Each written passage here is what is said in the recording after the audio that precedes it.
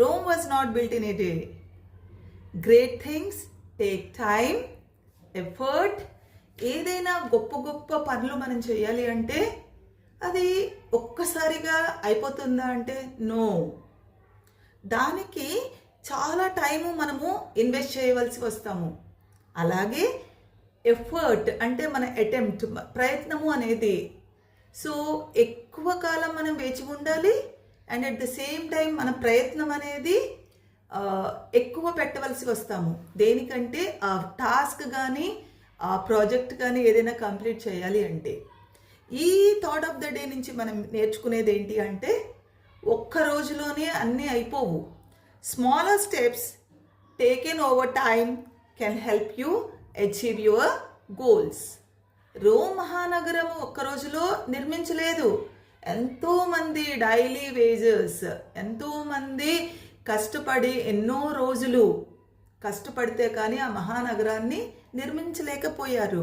అలాగే మన ప్రాజెక్ట్స్ ఏమైతే ఉంటాయో, మన టాస్క్లు ఏమైతే ఉంటాయో, మన గోల్ ఏమైతే ఉంటుందో, మన ఆస్పిరేషన్స్ అన్నీ కూడా ఒక్క రోజులోనే మనము రీచ్ అవ్వలేము. దీనికి మెయిన్ కావాల్సింది ఏంటి అంటే మనము హార్డ్ వర్క్ చేయాలి అండ్ చాలా పేషెన్స్ తోటి ఉండాలి, వెయిట్ చేయాలి. Okay, so patience and perseverance కూడా ఈ రెండు weapons in order to reach our goal. Okay, so కాబట్టి ఈ థాట్ ఆఫ్ ద డే నుంచి మనం నేర్చుకుంటున్నది it is not easy to achieve our goals. It takes time and we need to put our efforts as well as our time in order to complete a great task. Okay, next ee roju topic particular ga junior inter students ki march lo exams unnayandi, public examinations. So for 2 topics anedi cover చేసుకున్నాము. odd words ఒకటి first class లో చెప్పాను and in the second class లో వచ్చేసరికి silent letters అనేది చెప్పడం జరిగింది. And now ఈరోజు ఈ వీడియోలో ఉండేటువంటి టాపిక్ ఏంటి అంటే ఆర్టికల్స్. చాలామంది కన్ఫ్యూజ్ అవుతారు, ఏ పెట్టాలా, యాన్ పెట్టాలా, దా పెట్టాలా అనేటువంటి కన్ఫ్యూజన్ ఉంటుందండి. In order to help the students who are going to write junior inter examinations ఈ ఆర్టికల్స్ అనే టాపిక్ని ప్రజెంట్ చేస్తున్నాను. ఆర్టికల్స్ ఏమేంటి? యాక్చువల్గా ఆర్టికల్స్ అంటే మనకి అడ్జెక్టివ్స్ ఆర్ ఆర్టికల్స్. ఆర్టికల్స్ని కనుక తీసుకున్నట్లయితే a, an and the are articles. ఎక్కడ యూజ్ చేస్తాం ఈ ఆర్టికల్స్ని? ఏ, యాన్ అండ్ ది అనేవి బిఫోర్ నౌన్స్ మనం యూజ్ చేస్తామండి. ఫస్ట్ ఆఫ్ ఆల్ ఏని కనుక తీసుకున్నట్లయితే ఏ అండ్ యాన్ ఈ రెండు కూడా మనకి ఇండెఫినెట్ ఆర్టికల్స్. ఈ ఇండెఫినెట్ ఆర్టికల్స్ ఎక్కడ ఉంటాయి అంటే దే అక్క బిఫోర్ సింగులర్ నౌన్స్. సింగులర్ నౌన్స్కి ముందు ఉంటాయండి.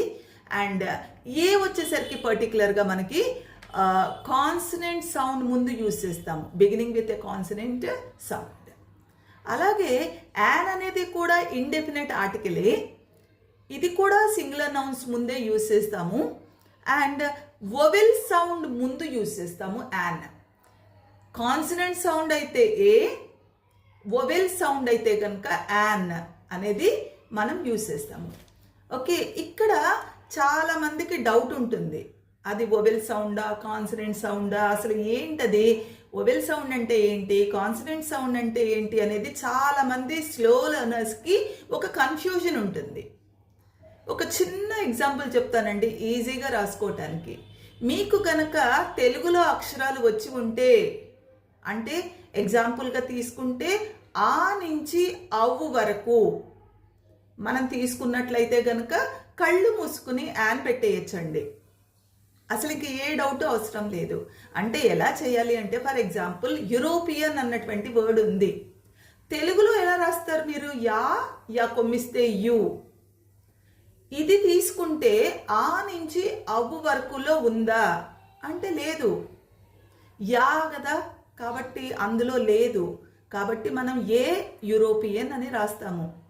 అలాగే యూనివర్సిటీ, యా కొమ్మిస్తే యు, యూనివర్సిటీ, అది కూడా మనము ఏ అనే పెడతామండి. యూనిఫామ్ సేమ్ ఏనే పెడతాం, ఏ యూనిఫామ్. అంబ్రెల్లా, ఇందులో తీసుకున్నట్లయితే అంబ్రెల్లా. కాబట్టి ఆ నుంచి అవ్ వరకు ఉంది కాబట్టి మనం ఏం చేస్తాము అంటే యాన్ అనేది పెడతాము. మనం చేయవలసింది ఆ ఇచ్చినటువంటి వర్డ్ని తెలుగులో రాసుకోవాలి. యూనిఫామ్ అంటే యాకు మిస్తే యు, అంబ్రెల్లా అంటే ఆ. లేదు ఈ రకంగా మనము తెలుగులో కనుక రాసుకున్నట్లయితే మీరు గుర్తుపెట్టుకోవాల్సింది ఒకటే, ఆ నుంచి అవ్వు వరకు ఏ వర్డ్కైనా కానీ మనము యాన్ పెట్టాలి. రిమైనింగ్ వర్డ్స్కి వచ్చేసరికి ఏ పెట్టాలి. ఇంకొక ఎగ్జాంపుల్ కన్ఫ్యూజన్ లేకుండా, వన్ ఐడ్ మ్యాన్ ఉంది for example, one eyed man. తెలుగులో మనం దీన్ని ఎలా రాస్తామండి? యా రా లా వా, వన్ అని రాస్తాము, వా.